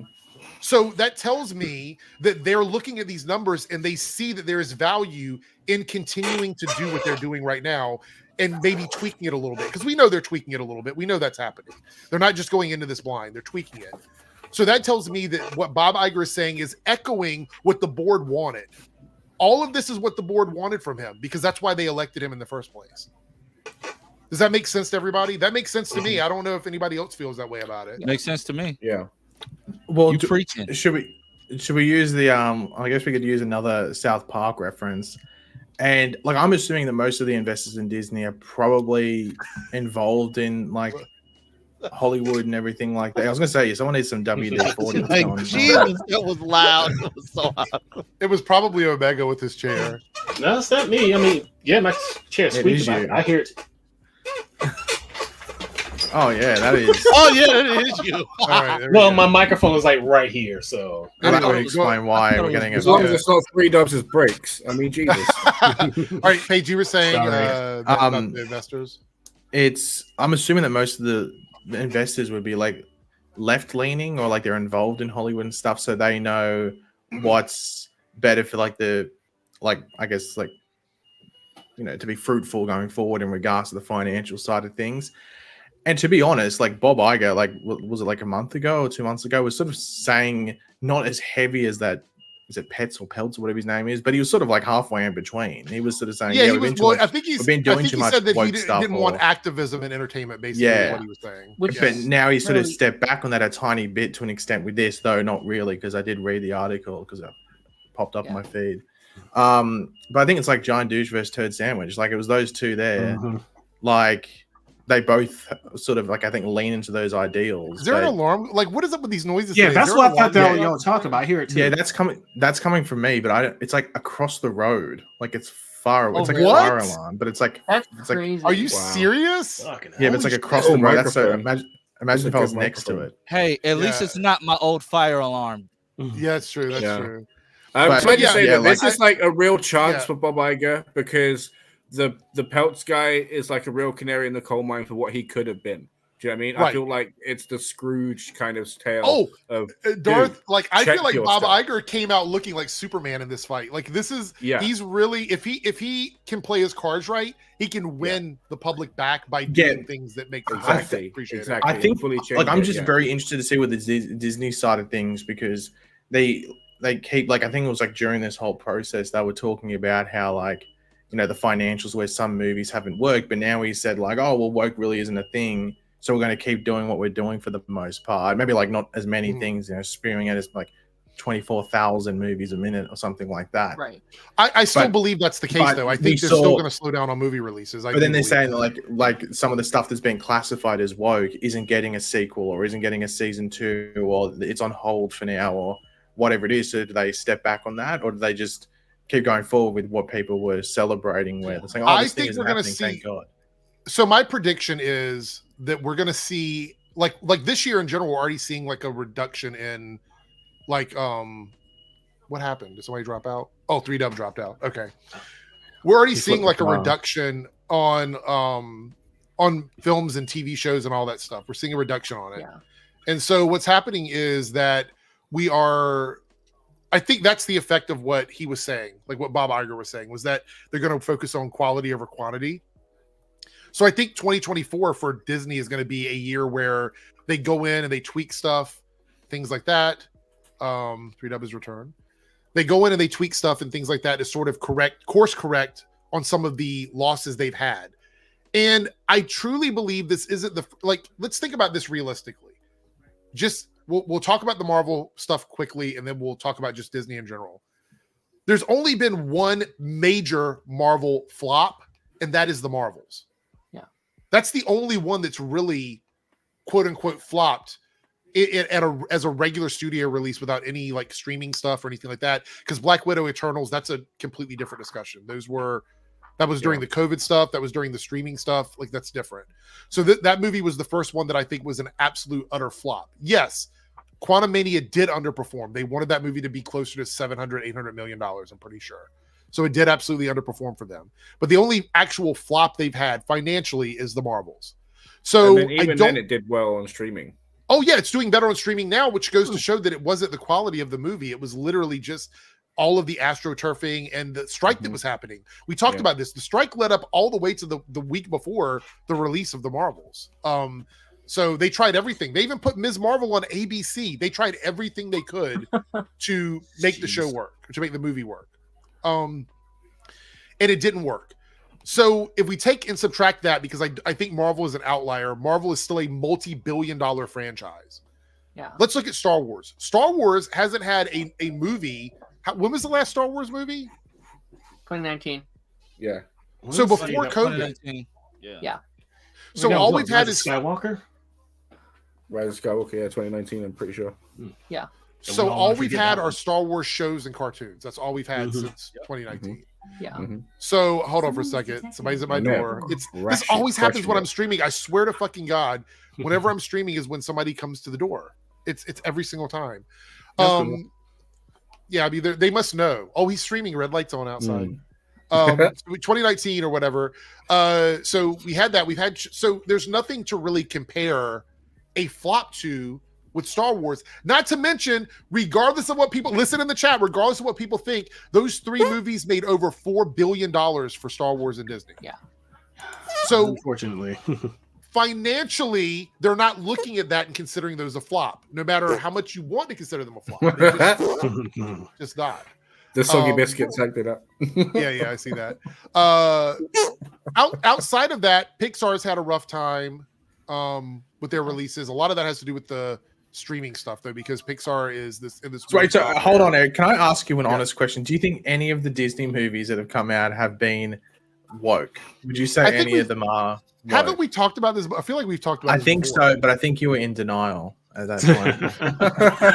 Well, we have already discovered that our opinions on what woke is are different. So my answers would not necessarily add up with your answers. Oh, right? Treading the line. DJ. No, I mean, absolutely. I could tell you some of the stuff that I think might be considered quote unquote woke in the Marvel movies, but you're probably going to disagree with me on that because there's no definitive wokeness. That's what this whole article was. There's no actual legitimate definition of what woke is anymore. So I would say if we're talking about woke, if you're talking about like wokeness ruining a movie, I don't think that's the case. I don't think wokeness has ever ruined a Marvel movie. I think there might be woke elements in Marvel movies, but I don't think it's ever ruined the movie. I think the movies there's been bad Marvel movies that weren't related to wokeness, in my opinion. Yeah, they were bad for other reasons. Like Spider-Man 3. Well, and I kind of have this with Star Trek, like with Discovery. Everyone was saying that was woke. I was like, no, Discovery's bad because what the fuck? One, what the fuck are those Klingons? Two, why did they have that technology 10 years before the original series? And three, why did the uniforms look like that 10 years before the original series? But that's why they fixed all that shit. But that's why they jumped Discovery to the future because it did, which made so much more sense. Now the show's actually watchable. Yeah, which is kind of a shame. So let me ask you this then. What was woke about Discovery? Because people were calling it woke. A woman captain, a woman a first officer. Right. With a name one woman that one person who was, they said they were non-binary. Right. So again, it goes back to what I said before, that the term woke is just blanketly applied over diversity. Anyone not straight white man. For people on the internet. Now, I don't know if that's the case outside of the internet bubble of what people consider. Yeah, I think yes, actual people in actual lives probably don't give a shit. If you were to go to a movie, I might do this. I might do this for the shit of it. But go to a movie and go see a film that people are calling woke on the internet and ask people coming out what they thought of the movie just to see how many people use the word woke, I was guaranteed maybe 1 out of 100 people would say woke. I don't think people think like that when they go watch movies. Personally, I don't think they do. I think it's a terminally online thing when it comes to entertainment. I could be wrong, but I don't know. What they use the term woke? Well, yeah, the actual term. I would say yes if this was like 5 years ago, but now you see like people that are on TV and stuff use it. But not in the same way. I don't see woke applied. No, they use it in the same. They use it in the same way where they've, you know. I mean, even saw The Rock say it on TV. Yeah, was it yesterday or the day before? Yeah. Yes, but I don't think they're applying it the same way that people on the internet are applying it. Is what I'm saying. I mean, I think it leans fairly like they attach it to like the people that do cancel culture and everything like that. So I think that's that, and I think that's the. In what way? I think in the real life. I don't know, but that's whenever that's I'm just saying like that's what The Rock did, and that's what you see with like who's that guy on funnily enough, I think it's a Warner Brothers show. Which person are you talking about? What's his name? Old dude. He was in one of the Iron Man movies. Bill Maher. Is that his name? Yeah. Like he uses it. I've seen. He's like the talk show guy. The talk show. Yeah, guy he does like a talk show, but it's on. I used to like Bill Maher until I realized he was just an old asshole. Yeah, he's an idiot. But he's weird because he's like a left-leaning dude that uses woke. Mm-hmm. He's left-leaning, but he's an old guy who's stuck in his ways. Hate his face. Yeah, I used to like him. That's what I mean. There was a clip of him. Go ahead, finish your thought, Paige. Then I'm gonna talk about. But I was gonna say, but that's what I mean. Like, so who was it? What's the average age of people that watch Bill Maher? And it's probably like people like mid-30s to, if not like around 50 or something. I would like say that. even older than that. I would say, but that's what I mean. But now I'll say mid-40s at the earliest, and up to. But that's what I mean. Then he's using that term, and like in the context that he's using it. So then it's not just 20 to 30-year-olds that are too. But I never thought it was 20 or 30 that age range. So maybe we're confused here. I never thought it was like the younger crowd using it as a pejorative. I always thought it was the older crowd. To be honest, I think I see a lot of like teenagers using it. Yeah. Really? Yeah, go to 4chan. Oh, 4chan. Even like TikTok and stuff Twitter, like that. TikTok. Yeah, go all it. Almost everybody that uses it unironically in videos are like 50+ years. Yeah, but I think you got to remember, Eric. They're like people, like a lot of those, like like neurotic and stuff. They're like just. I don't think they can disconnect people from their lives and stuff like that anymore. Either the people that are there, and they're probably going to stay there. Like they're probably not going to, you know what I mean? Like that. But see, that's sort of the issue with it. The fact that it kind of has trickled down shows how fucking stupid it is. It's just stupid. It's a stupid argument. If I were to ask somebody about like preaching, look, we talked about this way back in Arrow. Remember the gun episode of Arrow? Do you remember that? Like season? Yeah. I think wasn't that Lance's favorite episode? I think it was something like that. Yeah. The gun control episode. I don't remember what episode that was. Was it in season 4? Oh no, sorry. That was Lance's favorite was the one where Oliver and Felicity are stuck in that dark room, and it's that bottle episode, and she can't walk or something. Is this when Felicity was in the chair? Paige, you did a whole video praising that episode. But that was like that was April Fool's. No, it wasn't. It wasn't April Fool's. You tried to make it April Fool's, but you did it a day early. I want to rewind my bad. to that because there was a stance I had way back then, and I still stand by it today. Stance, not dance. This is not. Could you make it a dance? No, I'm not making it a dance. No more dances. I'm not going to get any more gifts on. You want to hurt yourself? No more of that. But I do understand that there's a level of, for lack of a better term, and Lance is going to be triggered by this because he's always at church preaching. That people don't want to have like in their media. Like I get it. There's a level of that does kind of tune people out. I hear that. Yeah, sorry. Go ahead. No, you can before I finish. Go ahead. Right, but like in a culture that's so so supercharged into celebrity adornment and idealization and parasocial relationships where people our whole lives and our identities are like put into TV shows. Why wouldn't then like people like, because you're clearly not listening elsewhere, so where are you going to get these messages? We have to try to reach you. Yeah. I would also say that like there is a power in you not having to like everything. Like I feel like people now feel like everything I watch has to be for me or it's bad, and that's not true. I understand people not liking preaching in their media. That's totally understandable. Like around COVID, all the shows were putting COVID in their like TV shows, and I hated that. I despised that because I wanted to like escape. That doesn't mean it was bad. That doesn't mean putting in that was a bad call. I just didn't like it. And retroactively, they might be good. Like a season of a show might be good if it touches on that. But in the moment, you were like, I don't want to hear about this. Right? Yeah, and this is kind of like there's one episode of the Discovery where they actually get shunt like into the 38th century or whatever, and they find that one person who they were the human that has the Trill in her, that has the Trill symbiote in her, and she was I say she, but even she was just said like I don't really. Well, the character said I don't really feel like a he or a she, just use they, and then in like the next scene they just use they and just overemphasize. I was like, okay, for some people, wait, are we talking about Discovery? Yeah, Discovery. I'm like, for some people that might have been like very validating, but it's kind of like, guys, this is the 30-something century shit. Just be like, okay. But we have to remember, in my only defense on that, because I do think it was a little bit like too much. It was a bit much. It was, but in their defense, what other show has tackled that subject? Yeah, and that's why I kind of and thinking about that. I probably should have went a little. We have to understand that explaining something to a viewer and preaching to a viewer are two different things. Yeah, and I think there's a little bit of media illiteracy when it comes to that. Like, if somebody in a show explains something to me that I did not know before, they are simply providing that information for me.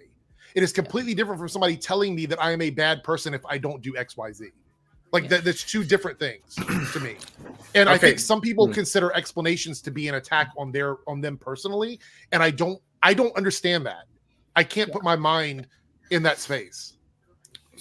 The issue is as well is the level, like, and I don't mean this in a bad way, but there are like people like levels of awareness of what you're watching, right? And some people need full-on labels of what a character is because there's two of them on screen, you know? Yeah. So some people need that spoon feeding, and it's bad, but they need it. And just talking about with media literacy, look at Helldivers and Dune. People respect with Helldivers. People are like, oh no, the humans are the good guys. No. The humans are the bad guys. Humans, they are in your face that this is a fascist regime, and these are not the good guys. The tyrannists, determinists just want to be left alone, and the automations just want cyberstan back. This is a byproduct of also the removing of access to information for people when it comes to like schooling and stuff like that. Yeah, it's all a byproduct. So like. Oh gosh, I can't believe I'm getting in this cycle here. But like you remove access to books and information from people. Thus, they become less aware. They become even more stupid than they would be in general. Yeah. And then because of that, they see information as an attack because they have been told that information is bad because things were taken away from them. And so that cycle continues. And that's why a lot of people see it as an attack. A different thing would be, Omega, in that same scene in Star Trek Discovery, if in that speech, which again, heavy-handed, but I think it was necessary for that to be conveyed. If they were like, and anybody who ever calls you a man or a woman instead of non-binary, they're bad people and they should never be trusted. Like that would have been preaching, simply explaining that they do not have a specified gender and they prefer to be referred to as they, them is not preaching. It's a completely different thing. And that's why when we did that review, after I was like, maybe I was a little harsh in that scene. However, X-Men 97 has handled it completely different because a morph being non-binary in that show was not even addressed in the show. They simply referred to morph as they. That's it. There was no explanation. No explanation. I remember back when Legends was airing, I think it was season 7, and like I know a lot of people don't like Legends now, and that's fine, but like a perfect thing about like why we need these kind of things is season 7 Spooner came out. I think it was asexual, and I thought that scene was amazing. I thought it was incredible, and I went on Twitter. I was like, oh yeah, this is really cool. And I had someone in the comment thing like, I didn't even know this was a thing, and then I looked it up after watching this thing, and I think that's what I am. I think I'm going to be going into that going forward, and that's so beautiful that someone can watch a TV show and see a character that they really love and be like, that's me. I look at that and that's me, and that's so important that people just don't understand. I don't think. Yeah, and it was canceled. Yeah, exactly. Yeah, like 6 episodes later. I love Legends. Una was like real difficult to get on with at first because of how xenophobic she was. I saw a cat. Sorry, I just saw that. Yeah, she's my baby. She's my favorite, my little Maisie. What's her Maisie Sellers like that? Did you name her after, or the Amazing Miss Maisel? Did you name her after that? No. She's actually Omega's older than Legends, out of the closet. If you didn't know that. That's nice. That's good. He just came that's out. amazing. Like that is a good question though. Like relating to different characters, I'd say that I relate a lot to Jordan off of Superman and Lois. Okay. I mean, I'll never know how it feels to have a girl kiss me, then go kiss another girl. I will never know that feeling. Oh my gosh! Yeah. Hello. Did you just steal that dog from somewhere? That dog looks too new. He couldn't hear you. He went to the dog store, stole a dog, and brought it back. You just stole that dog, didn't you? That dog is too new. Yeah, looks like three Dub is home now. Yeah, I stole my sister's dog. Yes, I am. What's the dog's name? What's that breed called? Ruby. It's a short-haired terrier. That's what it is. No, it's Sharpay or some shit? No, gosh, she said what it was. I can't remember what the hell it was. Wait, what did Bichon? That's right, Bichon. What's its name? Ruby. Yeah, her name's Ruby. That Ruby was Rose? my dog's name when I was a kid. I have an embarrassment. Well, actually, I am not in possession of it. I'm actually fearful of where it is right now. This photo. It's me. I think I'm about 6 years old, and I'm naked in the mobile dog wash. No. I'm not going to post it. I don't have it. But it's like my older sister has it as like this, like, look what I got, look what I got, and I don't have it. I know how you are. I was afraid you were just going to put it up on the thing. Or no, I don't have it. Oh my god! But it's like I don't know. Do you have the mobile? Yeah, I assume you would in America. You have the mobile dog washers. Yeah, they come around. Yeah, like in the back of the truck. At least we do. Someone comes around. Oh, Right. Okay. Yeah. What, Lance? Okay. What do you say? Oh my god! No, I just finished up the latest issue of the Flash, and Jesus While Christ. we were on here, Yeah, Yes, I was listening. He was flipping through. But like Thawne is just. I actually have to go. The comic shop called me this week. I forgot. Jesus. I normally go on Thursdays to pick up all my comics, and they were like, "Oh, you have like 10 books waiting here for you." And I'm like, "Oh yeah, I forgot to pick one this week."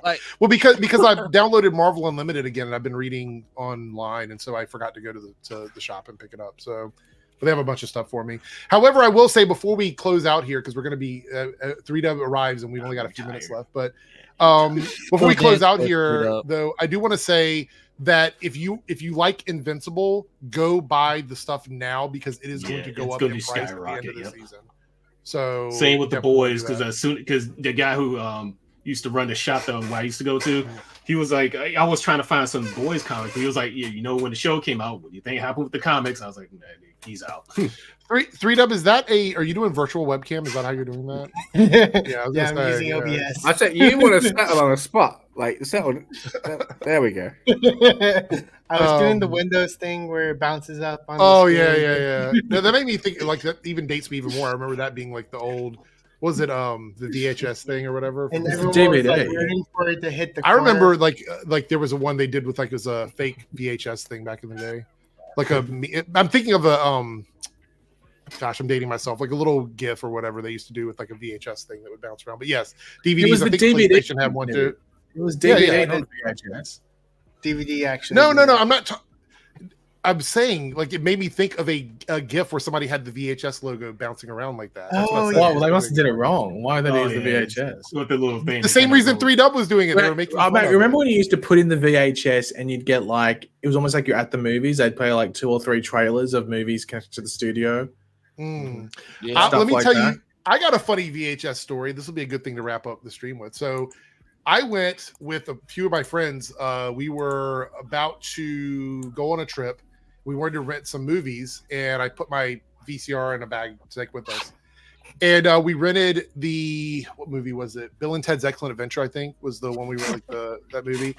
So we were going to watch that. We were in the hotel room. We were going to a con, and we pull out the tape, put it into the player to watch it or whatever, and it ended up being an adult video. Somebody returned Bill and Ted's Excellent Adventure. Nice. I was actually hoping it would have been porn related. Adventure. Let's swap that over there. You can be chill. But the animals in the center, Darren, you're officially not not in the animal portion. Well, 3Dub is, even though I don't know where his cat is at the moment. But oh, there we go. Look, see, like straight down the middle. All animals. It's an animal stream. But yeah, so we had to go back to the store like when we got home and explain, like, look, it came to us like this. It was not. We did not put this in here because I'm pretty sure what happened was the person rented like an adult movie and Bill and Ted's Excellent Adventure, and then put them. So somebody went to rent like the adult movie, and they got home. Yeah, Bill and Ted's. What? Yeah, it's like Bill and Ted's. This is a back to honest, night. What was the to be honest movie, though? That's what I. No, I was going to say there is the possibility that the adult movie was Bill and Ted's Sexcellent Adventure, and they just mixed it up when organizing the movies back in the it was actually not even rewound. Like we put it in, it was halfway through the movie. I bet so. Oh my god! Yeah, literally just saw the point. 15 seconds in. Oh gosh. Yeah, we could I want to mention this very quickly about Chance because I didn't do a stream when the news broke or whatever. Yeah. Okay, so honestly, when the news first broke, before I knew what happened, I was like, I hope that he didn't do anything like drastic because of all the social backlash he was getting about Instagram and everything. Because I thought for a second, I'm like, that might have been something regarding that. Right. Even though I disagree when people do shitty things online, I do not think that anybody should ever feel the need to, anything to do anything to themselves. So I was like, okay, hopefully that's not it. And then I found out it was a motorcycle accident, which again, how many celebrities have died in cars and freak accidents? Like Anthony, I was just thinking like Anthony Lynchen, she ended up getting crushed by his Jeep when he was trying to fix it, and he was on his way. Literally, he was headed back to Toronto for the very first table read. They were literally waiting for him. Yeah, man. That's rough. Which is why they say they I mean, of course, out of respect for him, but that's more of the reason why they're postponing production on this season is because this happened literally when you're on your way to work. Yeah. And a freak accident happened. Yeah, man, wow. Yeah, Anthony says motorcycles are the worst thing ever. I have heard more accidents happen with people on motorcycles than anything else. And a lot of it has to do... It's not necessarily the accident, it's the casualties, because even if it's not your fault, you're going to feel the worst outcome. Even if you don't die, you get severely injured. I saw some percentage was like 70 to 80% of motorcycle accidents end up actually killing the person who's in the accident because we got no protection. They have no protection. Yeah. I never ride a motorcycle. I never ride one on the street. I kind of want to one, but not anymore. I mean, they're fun as shit to ride. Like I've ridden like dirt bikes on like farms and stuff like that, but I wouldn't ride one on the street because, as I said, everyone people get their driver's license out of cereal boxes nowadays. So you can't trust anyone. My problem. Is that where you got yours, Pagey? No, I'm a fucking goat driver. I get so angry when I drive because there's so many idiots. Same reason I don't like driving now. My family makes fun of me now. I say, "Why do you like driving? There's some idiots out there." So, Pagey, if you had to rate Lance, not even knowing at all how he drives, how do you think Lance drives as a driver? 2, because he can't keep his attention. He was just reading a comic while having a conversation. He's always on his phone. I know, yeah. 2 out of 10. There's people that watch TV while they're on their phone. Get in the car. Oh, right. 3Dub was driving while he was streaming. Like, what the hell? I will let you know, I have not ever had a ticket. I don't run lights. I'm a very safe. I have to be a safe driver. I have my CDL license. Oh, nice. Thank you very much. Well, to tell you the truth, I wasn't paying attention to you guys. Okay. To the road? I was paying attention to the road, but I wasn't paying attention to the noise. Petman says, I feel Pagey learned to drive from GTA. Look, I've never told anyone this before, but my first car was a turbo car. It was a Golf. It was a Volkswagen Golf with turbo on it. And it meant you could be like in sport mode. Oh no, it wasn't. It was like turbo mode or something like that, and it meant you could go over like you could fly. Stop and where I used to live was this dark street when cops never went down. It was about a couple of kilometers long. I would just floor it and go down. I honestly probably should have died, but so you were driving a Zord like from the turbo. You were driving one of the turbo. Hey, it felt like it. It was my favorite car, and then like the chassis got fucked. You said it was gold, so you're the Gold Ranger. No, it was Golf, a Volkswagen Golf. Oh. What color was it? Silver, like a. Oh, you're the Silver Ranger. That's close to black. So had leather seats, had heat warm seats. It was like, it was so good in winter. That dog is down. Say, not happy at all. Nah, she's a puppy and just rambunctious. Serenity says, "Why? It's not me, it's everybody else." Mate, you should see like, it's so annoying that you just think like merge, you fuckwit, merge. Liam says just casually working out midstream. Why is Omega dressed like working out? Why is he dressed like The Rock from that Halloween with the fanny pack and turtleneck or something going on? That is hilarious. Maya says this is why I can't drive my sister because she rages. Mm-hmm. Oh god, I can't stand that either. She means this is why she can't ride when her sister drives. I get it. I gotta say, I don't like driving. I've only had a couple of lessons, and it was a horrible experience. This was a driving on the wrong side of the road. We'll finish up these chats. We have one member chat to do before we go, but it's from Cody, a member for 51 months. Thank you so much, Cody. Nicola Peltz is actually Nelson's daughter. That's Nelson Peltz's daughter. Interesting. Yeah. What? Are you serious? Yeah, the one that did the guitar. The one from she was in Transformers, right? Wasn't she in Transformers? She was in Avatar: The Last Airbender. She's married to David Beckham's son. She was in 2010's Avatar. Everyone's screaming Nepo baby. What? Oh, I didn't know that. Mm-hmm. I mean, you see somebody's last name, you don't always put the dots together, but yeah. Lance goes, longtime fan, never see the show, huge fan of Darren, also known as the goodest of boys. All right, there we go. Anyway, so I think that's it. We're going to wrap it up. Thanks everybody for being here. I do appreciate it. Thank you, 3Dub, for driving through 50% of the stream. Okay, appreciate it. Ruby. Happy to service. Yeah, Ruby is saying goodbye. That dog does not want to be on the show. Like literally is like, put me down. Hey, wrong choice of words. Run around. Anyway, so thanks everybody for being here. I will be live again. Right, my schedule is going to shift again because of work. So Monday night I will be live again for like watching trailers and stuff like that. We're going to go through and watch some videos on Monday night, and then I may be live again on Thursday. We'll see. I have a what is that? What are you holding? That looks like a Jesus thing. Is that like a religious poster? I have no idea. Okay, it's just something my brother gave me. It was either something about Jesus or Zack Snyder. I can't tell. What are the others? It was definitely a cross, but it wasn't like the Christian cross. Oh, so it's the satanic cross. Jesus! Wow. Right. Anyway, matter of fact, no, I will be. Oh, it's X. It's the is that the House of Fall of X? It's one of those. What's it? It's really like you're using the House of L as your like thing, and it's I know. Like it's really cutting off a lot of what we're seeing. Yeah. X-Men. Nice. Still not hiding. Yeah, it's good. That's good. Yeah. Oh yeah. Cool. Speaking of schedule changing, I actually start work this coming Monday. Mm-hmm. So yeah, I finally got a job, and I'm not sure. I'm gonna try to get the either morning shift or the overnight shift, which is like so you're available like middle of the day to like the evening. Yeah. Oh, bless you, Darren. I tried to mute it. I couldn't.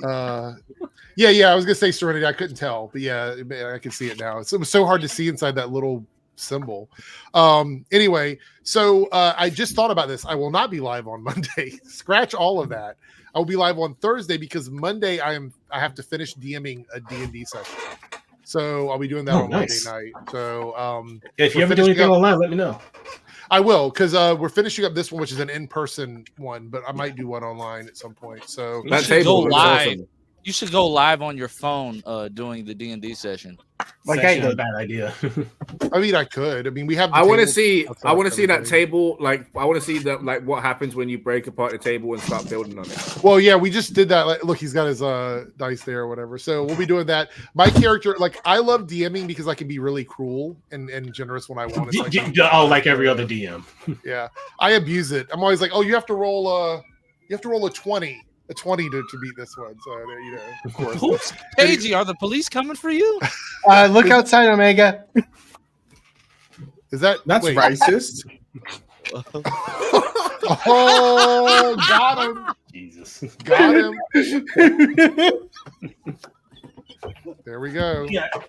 We got it live in 1080p. Got a whole bunch of books back here. I just got a book of campaigns to use, so it's a more recent book. I'll have to bring it and show it to everybody. Anyway, I'll be live on Thursday, not Monday, but everybody else has stuff going on. Darth is live on Fridays. Darren's pipeline. What night is your stream now, Darren? Are you do more than one? Or Thursdays, yeah. Thursdays, okay. Thursdays. Making sure. And I believe Lance's is Mondays, right? I'm Tuesdays.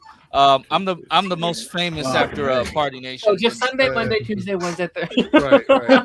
So, got it. Anyway, so clip it. Look, somebody said clip it. Clip Lance being racist to Paigey. Oh Get that God. clip. Wait, I thought it was straight up being racist. It was straight to Omega. Yeah. Oh my God. So it was like a bunch of racism going on. Clip it all. He said, look outside, Omega. Racism. Clip all of it. We got cross racism, sideways racism. It's all right here on the screen. Anyway, everybody have a good night. I thought it was because it was just, maybe Paigey did something and they would come and look. Oh, no. It's just, it was all over the place. Anyway, let's have a good night. Bye. Yeah.